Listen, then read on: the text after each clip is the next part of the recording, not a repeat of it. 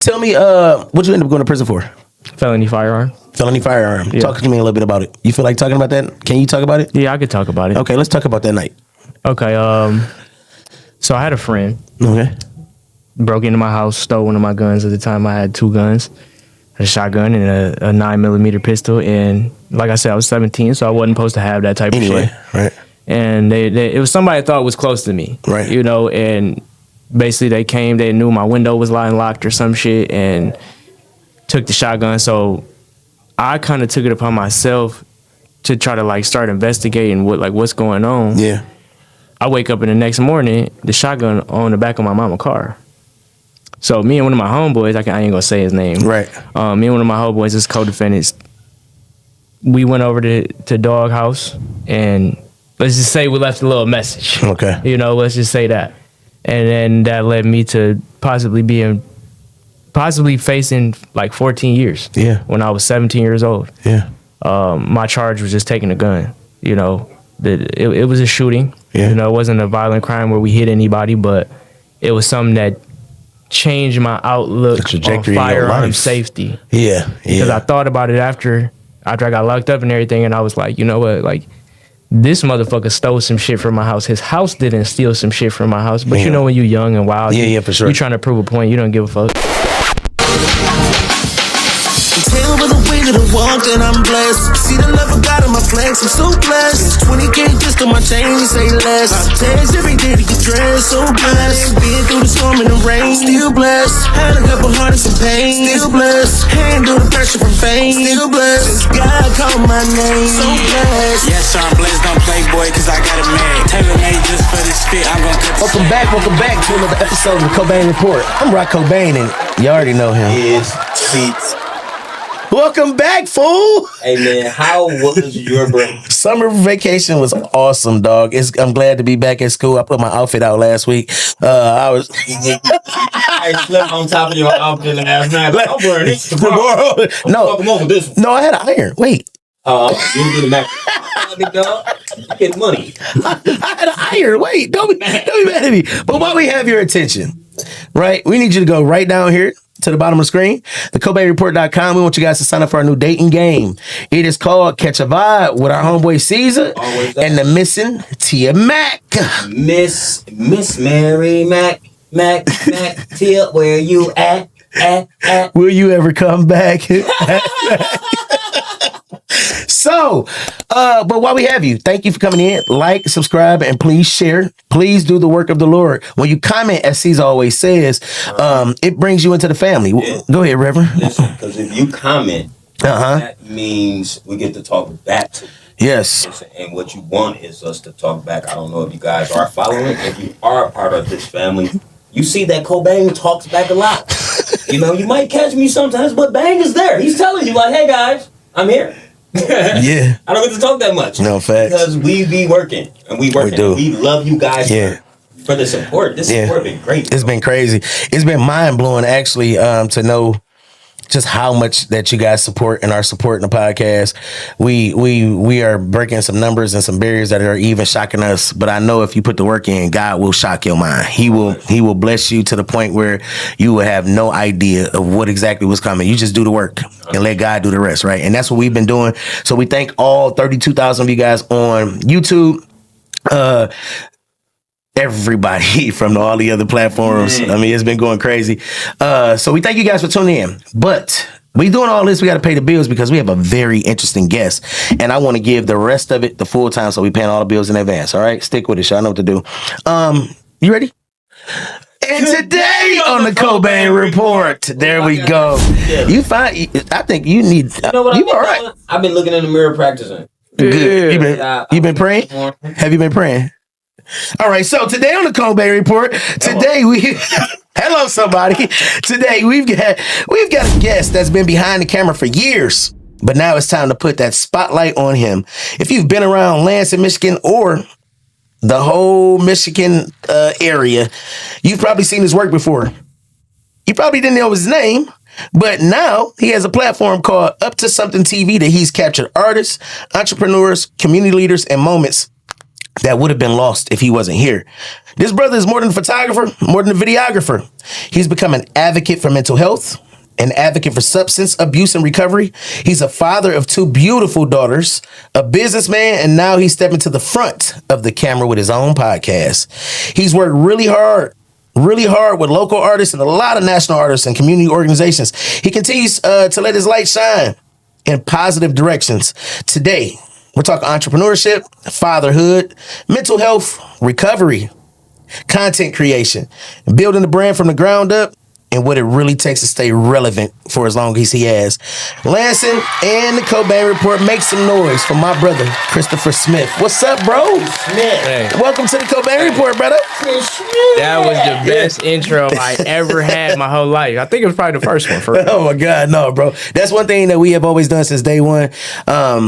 T-Mail set a pattern. You know, he would drop those intros, and I said, we can't let that go. We got to keep doing intros, and we have built on it. So it's a part of what we do as a brand. It's a part of what we offer. We like to show love, and we like to shine a light, right? It don't matter about your follower count. It don't matter about none of that. If we think you interesting, we think you got something going on, we bring you on the podcast, bro.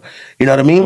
No gatekeeping around yonder. You hear me? All right, bro. So let's hop right into this interview. Let's get it. Tell everybody in my little followership, who is Christopher Smith, bro? Oh man. Before anything, I'm a father, you know. I'm a God-fearing man. Yeah. I believe that everything happens for a reason in life. My grandma came over here from Vietnam about like 30 years ago. Okay. And then, you know, my mama met my daddy, and here we have Christopher Smith today. Yeah. If I had to describe myself, like, who am I? I'm an artist. Okay. Like I said, father before anything.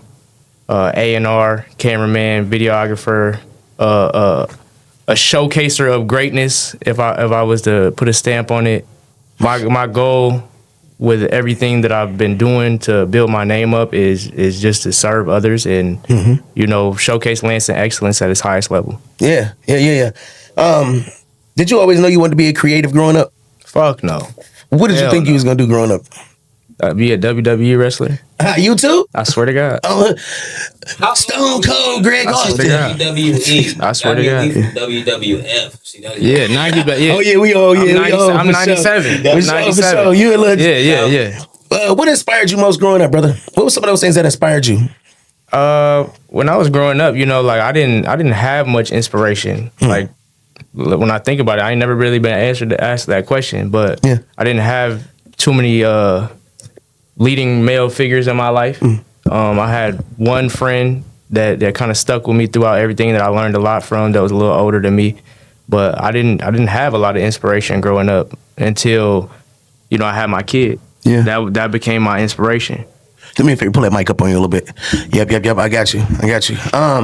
So what did your childhood look like? What was did you have a traditional family makeup, two parent home, one parent home? How did that look for you growing up? One parent household. Raised by my mama. Raised by my mama. Siblings? Yup, I got a brother and sister. I actually have a couple sisters that I haven't met before. So I'm interested in one day. That's the black side? No, that's my Vietnamese side. Okay, damn. Vietnamese and white. My mama white, my daddy Vietnamese. Okay. But all my life I grew up around So you don't have no black in you? No. That's crazy, brother. Yeah. I'm like probably like 1 or 2% on the DNA thing, you know, on the ancestry thing. Because everybody come from the motherland. Yeah, I hear you. No. Vietnam.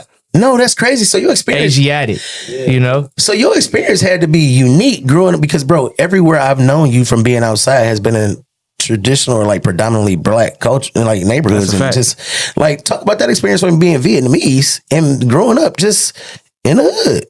What that look like for you? I think, you know, I've been the quiet person, you know, in my life, and my journey of high school was very isolated, you know, so I had a lot of people that knew me for just being the quiet kid, the kid that stayed to himself and, you know, came to school a little crispy.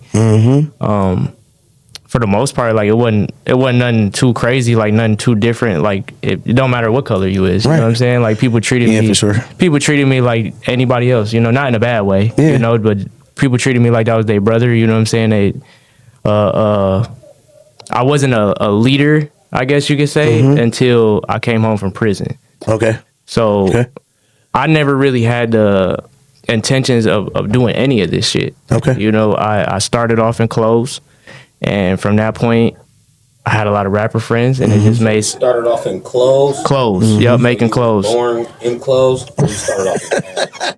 No, I'm like, This you nigga just started- I started off creating clothes. I started off in clothes. No, All right. but you know, Like that. before I get what you say, though. before clothes, I was just, you know, working a regular job, you know, selling weed just like anybody else. Right. You know, but I So didn't. you pretty much had a real, like, just the black. I mean, I won't say a black, but an urban experience overall. Urban experience, Everything cultural experience. Yeah, and you said your mom's Caucasian, right? Yes, sir. So that again, right? You hitting some factors to say like to She dated a couple black guys. yeah, because you got a little swag there, buddy. And something you got a little bit of, as he likes to say.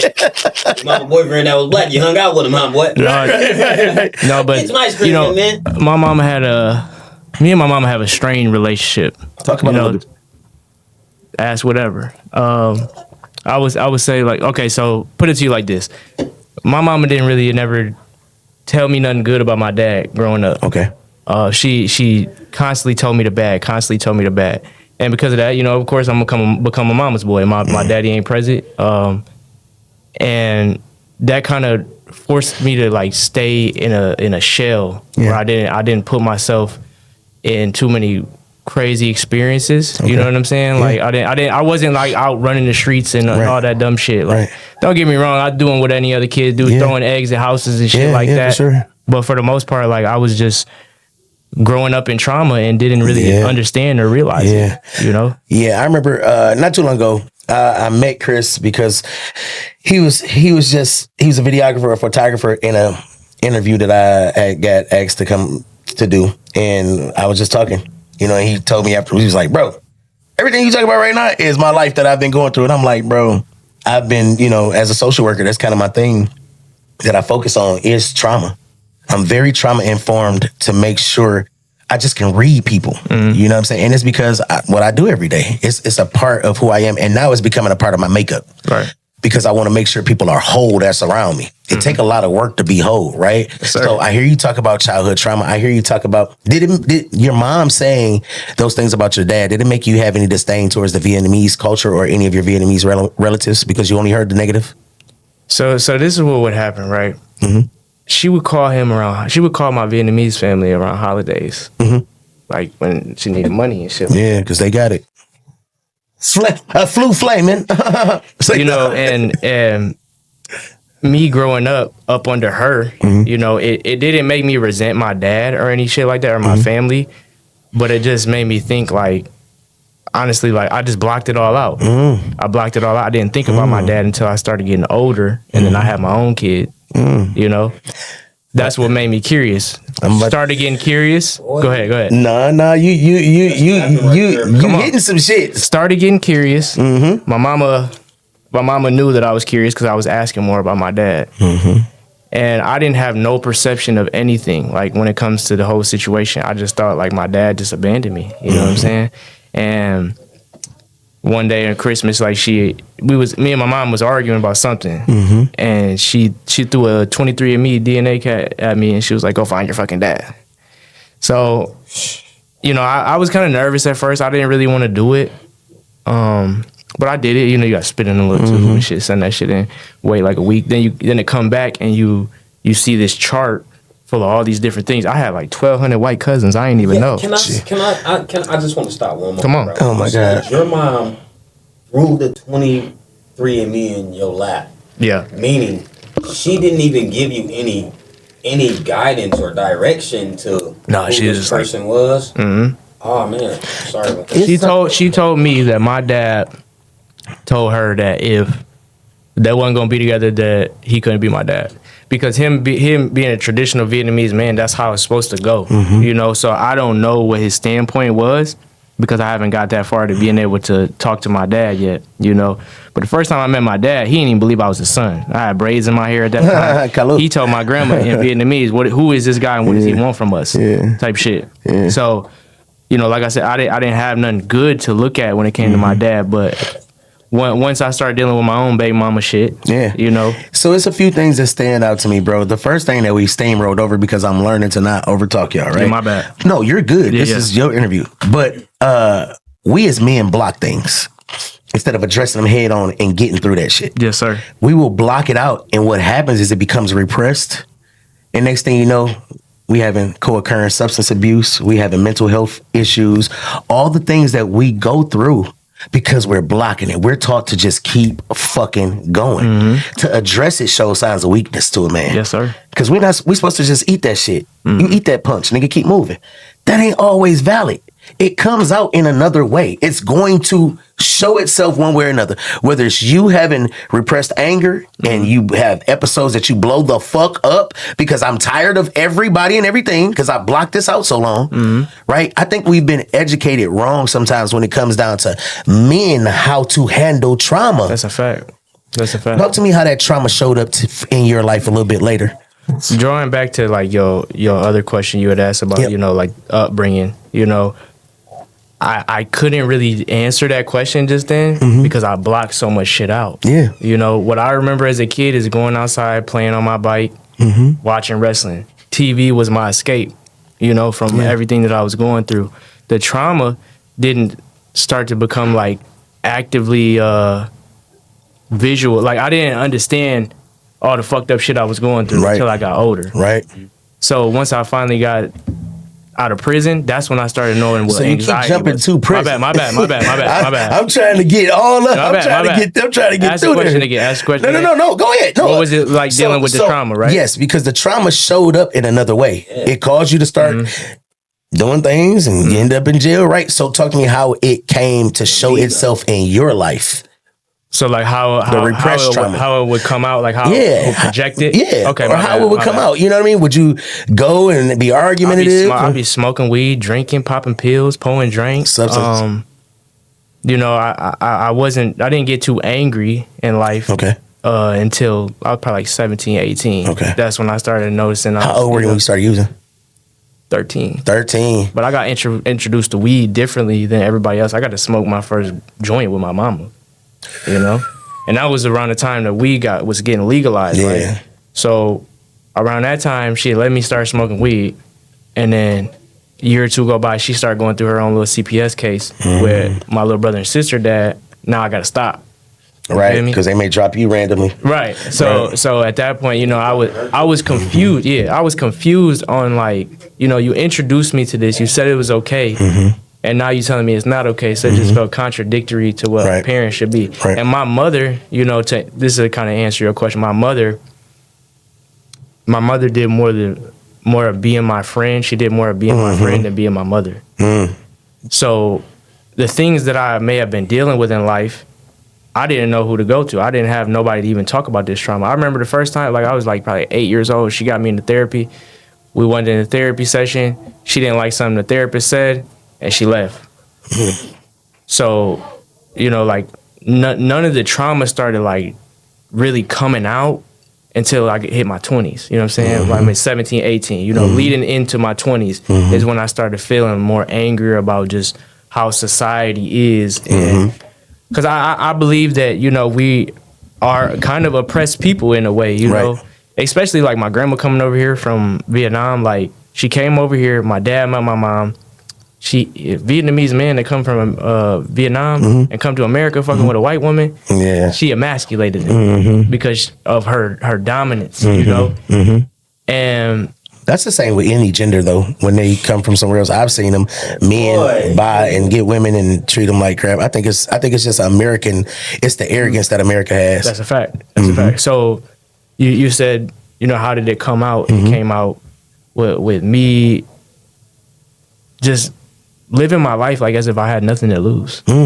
You know, not really giving a fuck about the consequences of any of my actions. Just kind of just shoot first, ask questions later. What flipped the switch for you when you went to the spot and you said, you know what, I'm just whatever. Like what was the thing that flipped that switch for you? Do you remember? When I went where? When you started to say I don't give a fuck. Like when you just was like fuck it, I don't care. What age? Like when did that switch flip for you? What age were you? 15. That young? 15. So from 15 to what age did you go to prison? 17. You went to prison at 17? Yes, sir. So for those 2 years, you had the most I don't give a fuck that you've ever had. Yeah, I had a job. I was working at rallies at the time, but that's all I knew. I didn't have no aspirations to be anything better than what I was. I thought I had aspirations of becoming a better drug dealer. A criminal. That's what I thought. Better, you know what I'm saying? And I thought I was gonna sell weed for the rest of my life. That's what I really thought, genuinely in my heart. Like no tough shit, no trying to play the cool guy. Like that's what I was doing to make money. And I grew up having to be the provider. Yeah. Not having that or even knowing what that looks like. Yeah. Yeah. And that presented a lot of challenges in my life that I'm grateful for, but I think back, like I was exposed to a lot of shit too early. Yeah. Yeah. So because of that, I became mature and adult like too early. So when it came time for my mama to be a parent, that shit out the window. Well, I hear a lot of survival. Yeah. Survival.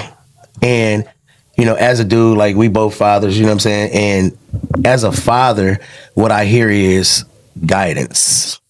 Lacking of guidance. Yes, sir. Well, because after 15 or 16, right? Usually that's when dads start having to check you because you ain't listening to mama no more. That shit's over with. Guess what Go it ahead. sound like though? What? It just sound like the mirror of the mother's personality. It was Literally like a mirror. It's a copy and paste. Yeah. You listen to what he was saying, it was almost like mama jumped up and walked out the therapy session. Right. But it still led him to do the same thing. Right, So right. He didn't get that. This is the one thing I noticed though. I was stealing this shit too. That's another way that it was coming out of, you know, like I was stealing little candy from like Meyer and Get up on the mic. tank tops from Value City when it was around. Oh, So, I remember them. Yeah. That's before I got heavy in the streets. You know what I'm saying? Petty thief. 15 to 17, of course. I was buying the shit I was stealing the shit that my mom wouldn't buy me. Yeah, you for know? sure. Yeah, survival. Tell me, what'd you end up going to prison for? Felony firearm. Felony firearm. Yeah. Talk to me a little bit about it. You feel like talking about that? Can you talk about it? Yeah, I could talk about it. Okay, let's talk about that night. Okay. So I had a friend. Okay. Broke into my house, stole one of my guns. At the time, I had 2 guns. A shotgun and a 9mm pistol. And like I said, I was 17, so I wasn't supposed to have that type of shit. Right. And it was somebody I thought was close to me. Right. You know, and basically they came, they knew my window was lying locked or some shit and took the shotgun. So I kind of took it upon myself to try to like start investigating what's going on. Yeah. I wake up in the next morning, the shotgun on the back of my mama's car. So me and one of my homeboys, I ain't gonna say his name. Right. Me and one of my homeboys, as co-defendants, we went over to Dog House and let's just say we left a little message. Okay. You know, let's just say that. And then that led me to possibly facing like 14 years. Yeah. When I was 17 years old. Yeah. My charge was just taking a gun. You know, it was a shooting. Yeah. You know, it wasn't a violent crime where we hit anybody, but it was something that changed my outlook The trajectory on of your firearm life. safety. Yeah. Because I thought about it after I got locked up and everything, and I was like, you know what, like, this motherfucker stole some shit from my house. His house didn't steal some shit from my house. But you know when you're young and wild, Yeah, for sure. You're trying to prove a point. You don't give a fuck. You know? Well, at that point, your frontal cortex ain't even hurting. You only 17. You haven't even fully developed as a man into your own thinking things, right? And at that age, we still react. Now, me, I was a motherfucking fool. I was 27, 28 out there doing dumb shit, firing and doing, everybody know, right? I had no fucking excuse. At 17, 18, you kind of got a little excuse. No guidance. This is what I think I have to do to protect myself. Somebody took something from me. Nobody has told me how to de-escalate because there's nobody around to teach de-escalation. So this is what I feel I need to do because this is all I know. And at that point, I wasn't as good as communicating as I am today. Yeah. So I even if I could communicate, I probably wouldn't have tried. Yeah. You know? You felt violated. For sure. Yeah. For sure. Yeah. Like, it was more so that they came back, put the shit on my mama's car. So now at that point, I'm thinking, what did they just go do? Right. What did they just go do? So how long did you end up doing? 2 years. Okay. I did 3 months in the county. Okay. Ingham County Jail. I did 21 months in the state. Right. But like, So basically you did 2 years total. Yes, sir. So the thing about flat time. the thing that I look at is he said flat time. No good time. Shout out to my co-defendant for not telling. Yeah. But I did have another co-defendant on the case that was a driver. And his name just so happened to be Chris as well. Oh. So he ended up telling he didn't need to tell because they already had all the information they needed. But you know how it go. Yeah. They made it sweet for him. Yeah. He got a better deal than everybody else. Yeah. So when the news broke, it's 2 Chris's in the situation. Right. And somebody told. So it don't. So you don't know which one. They thought it was you. They thought it was me. They thought you was the teller. Right. So at that point, my reputation's on the line and all that shit. And I hadn't built nothing too big. Like I just was known for selling weed and shit like that. That shit didn't really matter to me at that point. But as a man, at that point, you thinking like, man, fuck all that shit. I'm about to go. Man. You know, that's when people find God. Yeah. You know? That's when people find God. I lost community in my gang. I'm going to Jesus. Yeah. or be a Muslim. Yeah, for sure. Yeah, for sure. So you lost 2 valuable years being 17 to 19 years old, or how old were you when you got out? I was 20 when I came home. You was 20 when you came home, right? I left a boy, came home a man. Okay, so let's talk about going into prison, looking to be with all these grown killers and all these grown offenders and all of that at 17, where you're not even old enough to vote, buy a cigarette, or buy alcohol, but you're old enough for them to put you in. That's what fucked me up. Prison. That's what fucked me up. Talk to me about that experience. What was the adjustment period like going in as a 17-year-old? In the beginning, it was a little difficult because it's just like any new thing in life. You think like it's gonna be the worst experience ever, and it definitely wasn't like fun. But I did what I could to make the best out of my time. When I got there though, like when it really hit me that I'm like, oh shit, I'm in prison, is when I got to JCS and I seen them big tall ass fences with the barbed wire and shit. That's when I was like, oh shit, Chris, you fucked up. Yeah. You know what I'm saying? Because in the county, you just sitting there in the county, you know what I'm saying? You waiting for your court, you waiting for your out day, but once you know, you like, oh shit, I didn't really got here. How did I land myself here? You know, and that's when you start reflecting and start realizing, damn, it's because of you. Yeah. It's because of you. The adjustment period was probably, it, like I said, at the beginning, it was a little rough because, of course, you walking in there, you don't know nobody. Right. And you think that, you know, people say don't make friends, right? But that's the only way you're going to survive. Right. Because if you just that one person that's just by themselves, like at some point, they're going to start fucking with you. They're going to start picking with you. The one thing I commend you for is you didn't let that shit define you, though. No, hell no. I try not to. You know what I'm saying? But like you said, you know, I was jumping straight to it because that's where my life really began. Yeah. You know what I'm saying? Yeah. Before then, it was just kiddie camp. And it's crazy because I know this gonna sound wild, but I've been to jail before, bro. And it's like you learn a lot of manhood in jail instead of from a father figure. I done met more real motherfuckers in prison than I have in the world. Like real solid people like that. Their morals and their values ain't defined off of material shit or the way of what the world is becoming. Yeah. You know? It's still like the, you know, stand up and greet a man when you see him. Yeah, for sure. You know what I'm saying? Respect before anything. Yeah. It taught me about respect and it taught me how to, you know, how do I say, just mature, you know? Just mature. Crazy. It's so crazy to have this conversation, bro, because I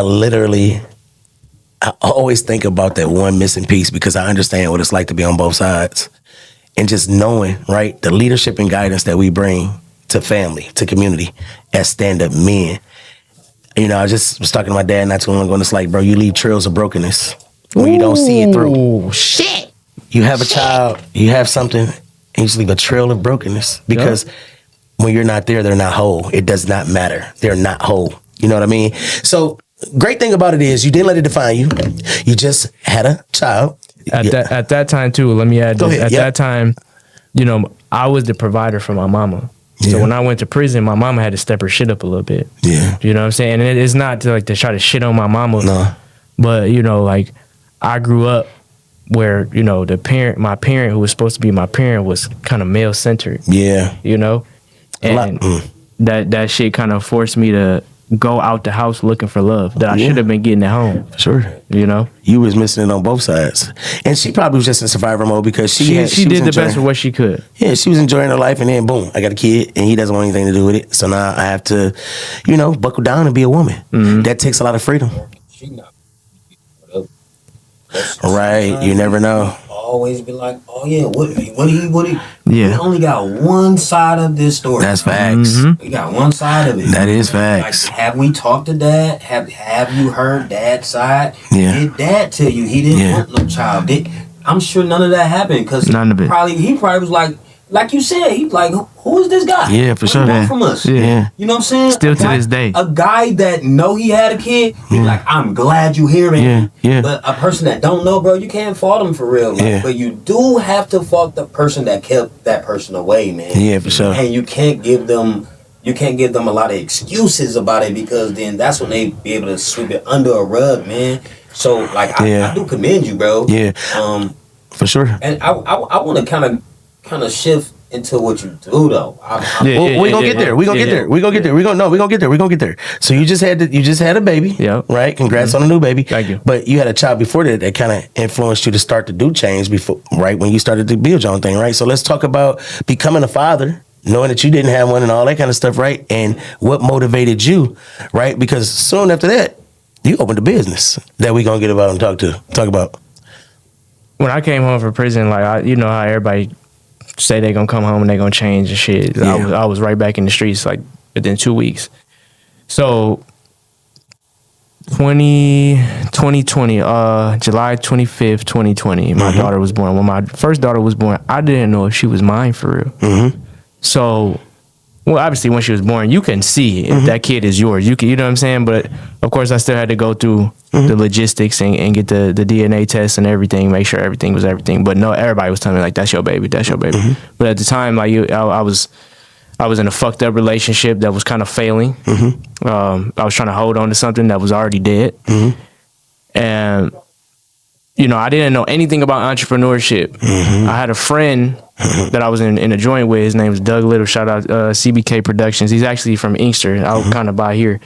And we was in the joint. His brother came, who was an entrepreneur. He wrote a book. I seen he came in there with a suit. This is the first time I seen some shit like that in a joint. Dude came in with some sharp ass shoes and shit. I'm like, who is this dude with these sharp ass shoes? And he was like, ask questions and you can come up here and get one of my books. So I really wanted one of the books. I didn't know what question I should ask him though. The book was called How to Get Rich. No, it was like, how about that for a crack baby or something? It's like, you know, a story of a guy from Detroit, you know, had a mother that, you know, was on drugs and he overcame that, you know, kind of thing. So I didn't know what question I wanted to ask. Went up there and I just thanked him for coming into the prison. You know what I'm saying? And that is what started my entrepreneur journey. So when I came home, I thought, you know, this is before I had my daughter. I thought I'm gonna start a food truck. I'm gonna have a music studio and shit like that. That's what I wanted to do. You had the entrepreneurial bug. Yeah, you know what I'm saying? So I'm like, okay, I can see myself doing something like that. When I came home, I seen everybody start doing music. And I kind of just, you know, watched and just paid attention and studied everything that was going on. Yeah. So when my daughter came, that's when I reached out to Doug, because that was my first person in my contact list. I know, you know, might be a good person to give me some insight on, you know, entrepreneurial journeys or endeavors. And he had a girlfriend that was in the media space. I think it was called Consequence Media or something. Okay. And she would help people build their online presence. And she put me up on Canva. She put me up on Pixar. And from there, I was on and rolling. I started off making motivational quotes, like just simple, like just, you know, I see a quote, write it down. Think of a quote, write it down. And then it became more. It became something that was kind of like uplifting people and really motivating people. And I'm just thinking like, you know, I'm just trying to find a way to create. And next thing you know, I'm making a big impact in my whole city. So I transitioned to making it into clothes, because at first my goal with everything, like my end all goal with starting my clothing brand was really a STEM center: science, technology, engineering, media. Or is it engineering, media, or is it mechanics? It's mathematics. That's what it is. Watch the Nipsey Hussle interview. Nipsey Hussle and Gary Vee. Go watch that interview. Okay. Go watch that interview. But I wasn't an advocate of like listening to Nipsey Hussle and stuff. Right. And then short after, you know, obviously he died. And that really made me kind of like want to do it more, because his story, you know, he was in his hood, giving back to the people. Giving back to his people. And that was when I realized, like, okay, if you stay in the streets, if you stay here your whole life, you're going to die. If you stay doing the same shit you're going to do, you're going to die, because he was at a high level in life, but he stayed in his hood. You know, facts. Within good reason, you know, he was doing good shit, but, you know, he died in his hood. Where he came up his whole life. That was one of the main reasons I moved to Lansing. Cause you can't shit where you sleep. Like you gotta, you know what I mean? That shit gonna always come back to you. Always, bro. Always. So as we go, right, you're starting to you're starting to get the bug now. Yeah. Right? You gotta provide for that daughter, all of that. Talk to me about the birth of Up to Something TV. Oh man.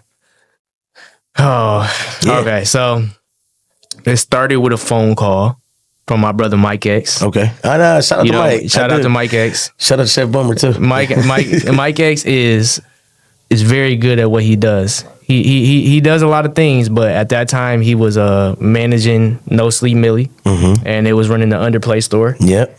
Him, Sam Jones, No Sleep Millie, that was running the Underplay store. So I got a chance to put my merch inside their store. Okay. But like clothes wasn't selling. You know, I started my business when the pandemic came. Right. So, you know, everybody had money around this time. Right. Everybody trying to spend money. Right. Once the pandemic and it ain't nobody got no money. Right. So, you know, people would still buy shit here and there, but for the most part, like I'm just watching as like I'm the last one. Right. Like when I'm getting paid the least. For sure. Because The my store merch gets not something- selling. yeah, for sure. You know what I'm saying? It's not so much like the brand is failing or something. It's just like there's better merch inside the store. Right. So people would gravitate towards that more. It kind of forced me to kind of like take a break from clothes, to kind of re-strategize when it just came from inventory and just keeping up on all the shit you got to do. So I bought a camera to start doing commercials for my clothing brand. Oh, that's where it came from. From that point, it was really called Grown to Be Great Perspectives. That's what Up to Something TV started out as. Grown to Be Great Perspectives. G2BG Perception. You know what I'm saying? And then, you know, I got the phone call from Mike X. They said they had some ideas that they felt like I could be a good fit for. So I came through and he was like, I think you should do the next, like basically the Detroit rap news of Lansing. Yeah. He was like, I don't know what you're gonna call it, but I could see you doing it. Yeah. Because at that point I was using like guerrilla marketing. Yeah. To put myself out there. For sure. I didn't know shit. But we do it all. Say post. We do it all day. You post now, think about it later. Post now, think about it later. That is what we built this brand on. Guerrilla literally. marketing. He'd make jokes. He'd be like, this nigga gonna tag you 90,000 times this week. I hope you know that. Flood 'em. Yes, and Flood 'em. is. You have control of the shit. I mean, What was the first paid shoot you had, bro? Where you knew like, oh, this could be something? I had so Mike X brought me to a community. It was like what are the meetings called where like they go to the high schools and they talk about like the change they want to see in the community? Yeah, community rallies, like something like that. You know, I think they was talking about where the city council. Yeah, like so it was at Everett High School. Okay, and at that time, like I just was trailing people around. People would call me. I would be saying like, okay, I'm trying to get myself out there. You know, if anybody got some events going on, holla at me. You know, Smart. collaborate. Yeah. So I went with him to an event, and I met this guy named John. I forgot his last name. Forgive me, but his name was John Edmondson, and his daughter was a victim of gun violence. I don't want to get too detailed, right? But his daughter was a victim of gun violence, and he was an advocate for basically people that were like who families that had suffered from gun violence. So he would like bring in families, you know what I'm saying, and he would talk to them. And because of this meeting that we were all at, I got up and spoke and just kind of told everybody like, you know, I grew up in this community. I don't have anything that I want to voice that needs changing, but I just want to, you know, give flowers to the people in the room that are trying to contribute to change. And that made that guy, John Emerson, pull me to the side after that event, and we met up at Zeus's, had breakfast, and that was my first paid event, you know what I'm saying? Just a quick little, you know, photo shoot / video shoot of him speaking to families that were victims of gun violence. Once you got bit by the bug, though, it was over with. But once you get paid one time from it, you like, oh no. And that was a different kind of experience walking in. My first time going viral. Yeah. And my first paid shoot is two different things. We did a rap list. That was the birth of Up to Something TV. When we did that rap list, that's when I experienced virality for the first time. Yeah, no, I know that feeling is crazy. When that happens, you like, okay, this is scary now because I think it's happening. You know, you're what like, I mean? Oh shit, what the fuck did I do? We did all this work and it's actually working. All right, you've worked with a lot of artists, bro, since you started and built your brand, right? What's your favorite? You work with some national artists. You work with local. What's your favorite artist that you work with so far? Sharp from Soft White Underbelly. Sharp. You talking about from that other platform? Yep, he was on No Jumper. He started that off as other platform. Yep. They already rich. We trying to get there. Yeah. So no, We shouldn't even. You cut it out. No, it's all good. It's all good. Shout out to Adam and them. Yeah, but go ahead. Yeah. What's the crazy? You know it's him. Like that you ever just he was like, God damn, hold on. I don't know if I need to be doing this. Like overwhelming? It's extremely overwhelming. Craziest shoot, the craziest, like what was the craziest moment in your career so far with that? 420 Festival. That was a crazy one because it was just so much going on that I wanted to capture. I knew I couldn't capture it all. You know, I didn't have a team. I've never had a team of people behind me. I might, collaborate with somebody over time. But it was just so many different things I wanted to cover at that time. And that's what kind of taught me, like, okay, you can't do everything. Yeah. Yeah. But it was like different, it's different tents. There's performance going on. So, I'm thinking about interviews with different artists, interviews with the crowd, like the people that are paying to get in. OG Booby Black was there. Drika Gates was there. She sure was. And the T Grizzly one. The T Grizzly Lansing 3 Stacks Festival. Those are probably the two craziest, like just where I got to be front row, you know what I'm saying? Like it really started hitting for me, like, damn, you're really in this shit. You're really in this shit. Like that moment is magic. When I seen T Grizzly perform for the first time ever, right? I was front row in the media booth. I didn't even know that was a thing. I didn't know they had a media booth just for people with cameras. Yeah. So I was like, this is amazing for me. I just felt special. Now, the first time I ever heard T Grizzly perform was in the hole, listening to the crack of a door. You know what I'm saying? That's the first day out, I'm like, who is this? You know what I'm saying? On the radio. Yeah. So going from that to that is a hell of a 360, I seen, I watched you, bro. I've watched you come up. I've watched you do your thing. You've stayed down. You stayed consistent, bro. Recently, you made another jump, right? So you had another baby, right? Yeah. But you started a baby. You started a podcast. Talk to me about what influenced you and what made you start that podcast, bro. Like, what is the catalyst for you? I feel like, it's something that Up2SumTV was always supposed to do. Right now in life, like Up2SumTV 517 is finally becoming what I've always wanted it to be. But at first I didn't have the blueprint or the structure. And then I realized you make that. You get to create that. You don't have to go off of what you see. So the podcast specifically, I was working up at the radio and Beats by Eclipse came in, got an interview, and I started working with him more closely. And he kind of told me, like, I could see you doing this. Yeah. And at that time, a lot of people had been telling me that. So just the support from everybody that knew I could do it, and there's like 3 podcasts out in Lansing. Yeah. So well, I'm 4th because I'm unofficial, but you know the vibes. No, you official. I'm up to some 2 TV official like a whistle. For real. Rocc Cobain really Lansing stamp. For real. For real. We definitely You tell me that shit all the time. Like, bro, come up here, bro. Like, we lit up there, bro. They love us. They love us, bro. When you come from a big city, Lansing is actually, very comforting. They are. Because it's like a ducked off hideaway. Especially if you're not from there, they treat you like royalty. They treat you like a star, you could be from Detroit. You could be from anywhere. I will say Lansing has not done me wrong. I appreciate Lansing so much. That's why I try to open my platform up to as many 517 artists, because I understand when you're in a big city, you got a larger kind of camera, right? Lens is on you a little bit. I want to shine that a little bit right there to the Midwest, right there to the little bit up there, because I think it's talent there too. I met some great people. I met some very interesting and great entrepreneurs, because that place, we all know, it's not like super job-y, right? But it's a lot of entrepreneurs and they know how to get to it. For real. So I appreciate Lansing for what it is, and that's my second home. It'll always be my second home, bro. Yep.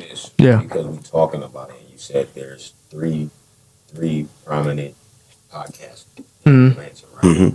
So what makes your podcast stand out? Like, what Good question. I'm showcasing Lansing excellence, and I'm talking about I'm talking about shit that people want to talk about, but they scared to. In Lansing. Yeah.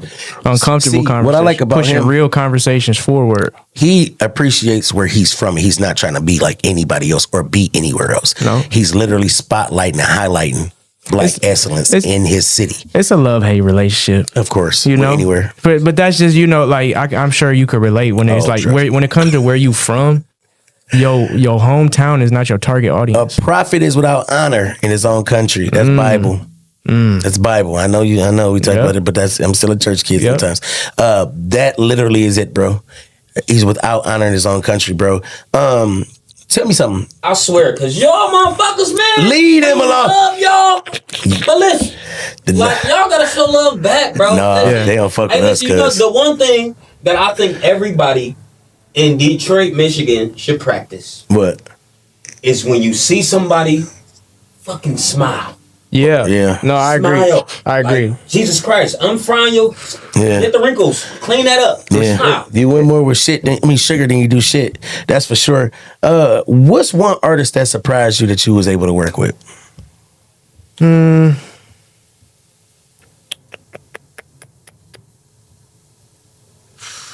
That's a good question, bro.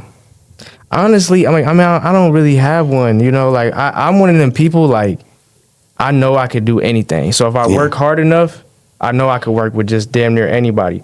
But I will say you, because when I met you, I didn't know your background and I wasn't really familiar with you. You know what I'm saying? So like once you started telling me who you were, I was like, damn. I'm like, you know, the journey's aligned.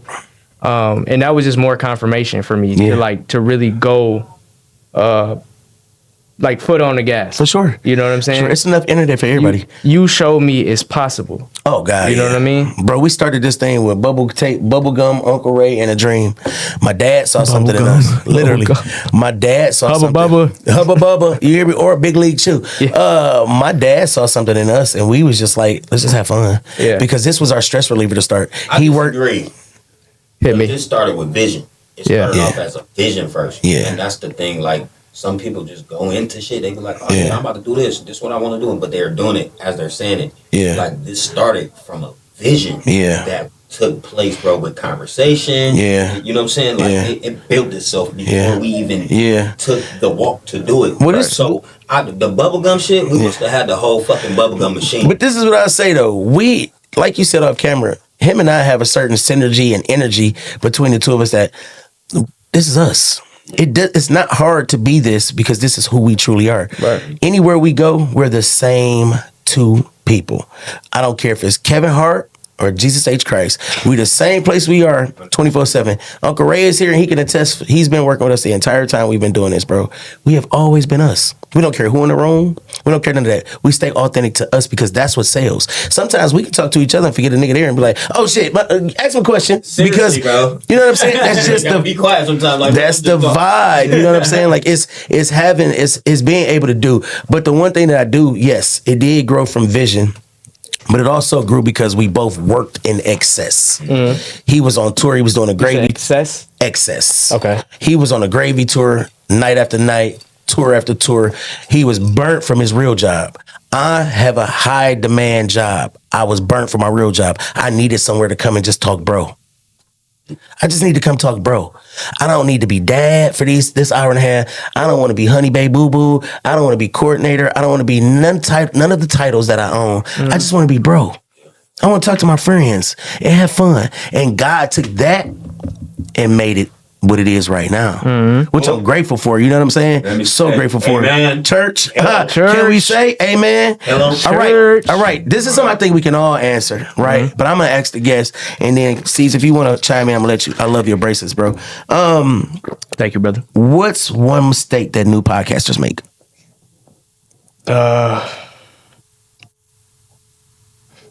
Not doing your due diligence on the person you interviewing. Facts. And not making them feel like a welcomed guest. Like, have some water. You know? Have not y'all. No, really? Yeah, I got a little like, water. You know what I'm saying? you got to get me a little water. You see the slide? But, like, I'm someone like, you know, I come from camera work, so it's big to me to make whoever I'm working with feel comfortable. You get the best. As the host, you know, it's your job to bring the best out of somebody. And if you didn't get the best out of the interview, it's because not because of the person, because they might not be versed in this shit. They might not know how to do this. Yeah. So you got to really bring that up out of them. So one thing I think I've learned that is an interview is a story, right? And this is something me and him had to figure out along the way because, like I said, we started with other people and it slowly became just the two of us and we had to rely on each other only, right?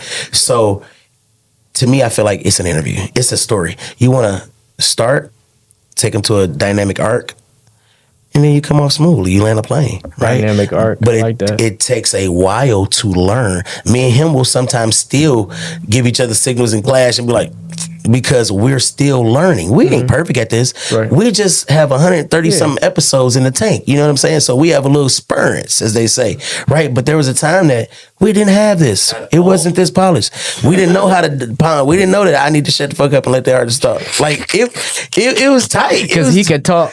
He could talk. You remember when we met? Yeah. When we met, they had to tell us like, hold on, come on, let's go to the interview. We gotta get to the interview. No, serious, because once I feel passionate about something, bro, I don't mind. You know what I'm saying? Like, I think God put me on this earth to be passionate about what I'm passionate about. It's unique and niche people who are passionate about substance abuse. You know what I'm saying? It's a real thing. I'm passionate about mental health. Yes, I'm passionate about fatherhood. Yes, sir. I'm passionate about entrepreneurship. The things that I'm passionate about, I talk about, and I make sure I reiterate, because this is my shit. Yes, sir. I don't talk about shit I don't know. Right. You don't see me on here, you see LeBron in the Sixers? Nigga, that ain't my thing. Nigga, they ain't come here for that. They going to Everybody Got Sports or some shit. You know what I'm saying? Like, it's a difference. So, yes, I am passionate, bro. So, we're going to get into our rapid fire part before we wrap this one up, all right? Okay, bet. All right. Canon or Sony? Canon or Sony? Canon or Sony? Canon. Oh, videos or photography? Editing. Favorite movie? Ooh. Yeah. Goodfellas. Favorite city? Ooh. Chicago. Hello. One person you love to interview? Like would like to or already have? That you would love to. Like if you had your dream interview. Wallow 267. Oh God! Shout out to $1 million Shout out to Scout. He's the blueprint. Here it is. He is the blueprint. Y'all should have it'd be called Scout. Well, all three of us, because Wallow got a damn meat nugget head looking at too, boy. We all out here looking like shout out to $1 million worth of Mr. game. Potato Game. No. Come watch the Cobain Report for real. You hear me? Hey, so what's your dream collaboration? Like in what way? I would say fashion. I want to test your fashion game. What's your dream fashion collaboration, bro? That's dope, Dub. Awful lot. I know it just seems so simple. Awful lot of cough syrup. But that man got some game. Because, you know, I don't know if you peep what he's doing. Like now, he just dropped another brand called Alos. You know, because he's trying to get away from the stigma that that carries. Yeah. But he's been able to be successful inside of that for a very long time. Yeah, he had. Oh, for sure. Yeah, I remember when I saw Draco wearing one, I was like, that's so fresh. And then they had the Stink Team ones. I was like, oh my God, they winning. If I had to go luxury though, right? If I had to go luxury, I say Burberry. Burberry? Yeah. Off your collab. I don't know what it is. That flannel pattern just always had me. Yeah. That's legendary, bro. You ever seen How to Lose a Guy in 10 Days? Yes. Matthew McConaughey. That many years ago. I don't know why, but that Burberry print has stuck with me since that movie. I don't know how they became. You know that movie too, bro? How did they become That's baby a good daddy one, ain't shirts? it? How did they become baby daddy shirts though? How did they become baby shower clothes? I'll never understand. If you see a nigga in a Burberry shirt, he on his way to his he on his way to the goddamn baby shower. All right, bro. I'm actually one, and I got Cezah gonna actually the last one that's fire, bro. All right. What's the biggest lesson you learned? Like in general? What's the biggest lesson you've learned, bro? Whether it's entrepreneurship, starting your own business, failing at some businesses, what's the biggest lesson you learned, bro? I actually just posted a clip about this the other day, but fail faster and be confident in you. You know, because not everybody is going to be confident in you, or like not everybody's going to reciprocate off of your art. Yeah. And what you're trying to put out there, the message that you're trying to display or impact people or reach people, whatever you're trying to do, like you got to be confident in everything that you're doing, because if you don't, people can see through that shit. Oh, like easily. And even when you are confident, they still gonna have shit to say. Yeah, for sure. You got to be mindful enough to just weather that storm. Yeah, that's facts. If you wasn't being confident, they wouldn't say shit anyway. Facts. That's why they always act a fool with him. I want to get a little deep with this, bro. Yeah. Because I want you to answer this with thought. Okay. All right. One thing that people really get wrong about Christopher Smith. I don't know. I don't be putting myself in that headspace for real. I try not to think about what people think about me. Right. You know, right. because when you start doing that type of shit, like it's just a revolving door. Yeah. You can't never assume what somebody thinks about you. You just Facts. gotta hope that you made some good impact or a good impression. Yeah. So I really don't put too much energy behind that shit, type of shit. And live your truth. I would add to that. Dot. Yeah. Live your truth. You know what I'm saying? You. All right. And I don't say that to try to be all fucking cool, but I really try to steer away from that, because like you only find yourself in them kind of moments when you got a whole bunch of idle time and you just overthinking. Facts. You know? Don't like, overthink. What does this person think about me? Oh, well. Yeah. You know? I don't give a I don't care. Somebody said to me, they asked me, they said, can you loan me $50? And I was like, whatever, right? And Are you talking about me? No. Because you kind of gave me the look. Like, No. Nigga asked me for 50 bucks. Somebody else. I was gonna say his name by mistake. So, and I had to realize I can't. And I said, man, I was like, dude, all right. I'm like, this is the last time though, such and such, such. He was like, man, I don't care what they say about you, you're a good guy. I said, I don't give a fuck what they say about me.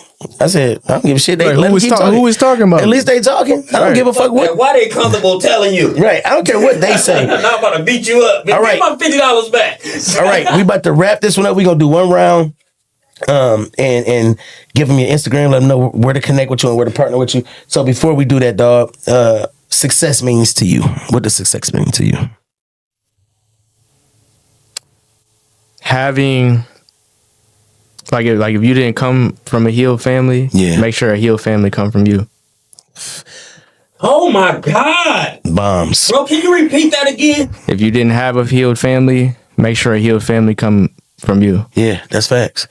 Yeah. Whoa. Don't repeat the cycle. Don't repeat the cycle. All right, guys, we're going to go around the circle. Let them know where to find you at and all the good things you're working on, all right? Yes, we're going to start right here with our guest. Brother, that's your hard camera there. Let them know where to find you at and all the good stuff. You can follow me at I am Christopher Smith on Instagram, Create to Inspire on TikTok. Make sure y'all go follow Up2SumTV 517 page. We got new podcast episodes dropping next 2 weeks. Got like four new mystery episodes I got sitting on ice, trying to figure out how to structure them and can't wait till we can get over there to $1 million. Give a good story, you know. I can't wait till we can get on up to something $1 million. Oh, you welcome. You welcome. Maybe I'll come out here and do a special tailored episode for you know what I mean? Cobain Report. You know, I'm with it. All right, Pastor. Man, I want them. It's been a while since you've had the benedictionary. Man, but I just had a guest today, man. We can appreciate the words that this young man came with.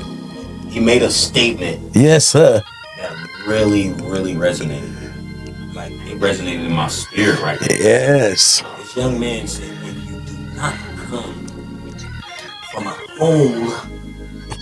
home experience, be sure to stand on 10 toes and make sure that it comes from you. Oh, huh? I love the energy. No, I love that, bro. I'm hot right now, man. I ain't hot like no Diddy. It's warm. You feel God? I felt that. Shandria. My itty bitty yo say. Hey, Man, but listen, the one thing about that is you must first wake up. Go to the restroom.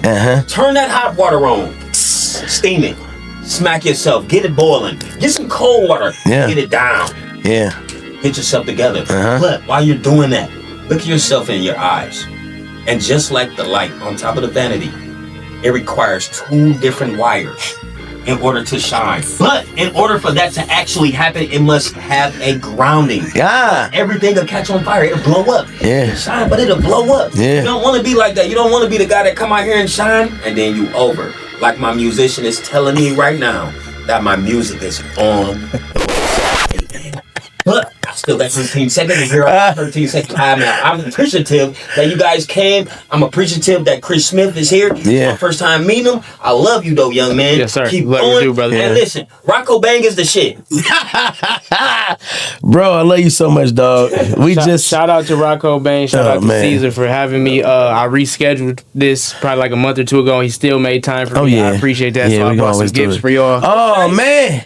I brought some We gifts got for some y'all. shots now, ye. I ain't gonna lie. I was expecting to be here longer, but it's all right. Oh my God. We got some heaters. Shirt for you, and I ain't. Oh, yeah. I ain't want to come empty-handed for Cezah, but Oh, he got the heat boxers. and then it's a piece of. Oh my Vietnamese God. culture. Oh my God. Thank you, I bro. already gave Oh, it. I got mine. Hey, bro, you a beast. Oh, and we got Oh, this heat. Oh, Seesaw. stop playing. I know who I'm giving this to. But my Eat it with some hard steak. camera on. Eat it with some steak. My daughter. Look She eats at what sushi he too. gave me, bro. So I got y'all the know. Pokemon. Yeah, open that up. Check it out. Y'all know I love merch. Y'all know I love merch, okay?